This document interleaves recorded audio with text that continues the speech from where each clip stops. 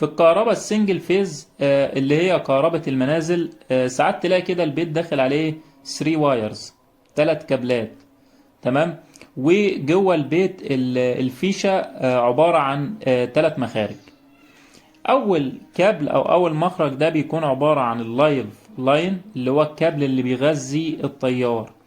وتاني مخرج اللي هو النيوترال لاين، ده الكابل اللي بيقفل لي الدايرة ما بين اللايف لاين واللود بتاعي. الايرث كابل او المخرج الثالث ده هو الايرث كابل. الكابل ده بيعمل ايه؟ بيحمي الآلات الكهربية وكذلك الأشخاص من إن يزيد شحنة أو يكون على جسم المعدة دي شحنة فيكهرب الشخص أو يعمل تلف في المعدة، فيبدأ يفرغ الزيادة في الشحنات دي في قلب الإيه الأرض. من المهم تقريض الآلات الكهربية علشان ما يحصلش زيادة في الشحنات على جسم الآلة ويحدث لها تلف، او الشخص اللي هيتعامل مع الآلة دي يحصل له تلف او يتكهرب.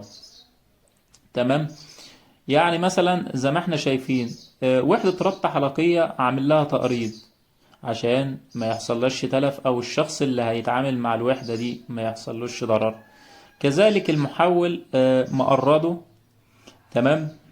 وحتى خط النيوترال اللي هو باللون الاسمر ده عامل له تقريض عشان احميه من التلف. وحتى لوحة التوزيع دي عامل لها تقريض عشان احمي الاشخاص اللي بيتعاملوا مع هذه اللوحة. الكابل اللي هو متعلم عليه باللون الاحمر ده النيوترال لاين في الثري فيز. طب وظيفته ايه؟ ده بيعمل توازن للثلاث فازات معايا. ففي الوضع الطبيعي ما بيمشيش فيه اي تيار. لو مشي فيه تيار يبقى فيه مشكلة هنا عندي. زي مثلا لو زاد شوية تيار على إحدى الفازات، يبدأ خط النيوترال يتدخل ياخد شوية التيار اللي زاد دوم على الفازة ويرجع الفازة لوضعها الطبيعي اللي هو يكون ايه تيارها زي تيار اي فازة من التلاتة، ويمشي شوية التيار اللي هم الزيادة دوم ايه من خلاله. هو ده اللي بيعمله خط النيوترال. وبنصممه ان بحيث ان يكون الكروس سيكشن اريا بتاعته اقل من اي فازة، لانه بيمشي فيه تيار اصغر من التيار اللي بيمشي في الايه في الفازات التلاتة.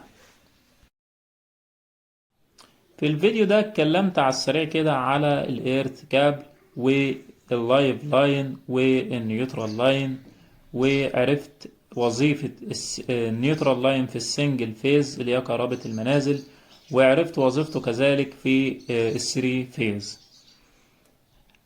بعمل فيديو يتكلم بشيء من التفصيل عن النيوترال لاين، ما هو النيوترال لاين ومصدره وهل بيتحمل ولا لأ، وازاي اقدر احسب التيار بتاع النيوترال لاين، و the difference between neutral line and earth cable.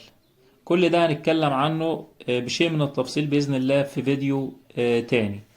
والسلام عليكم ورحمة الله.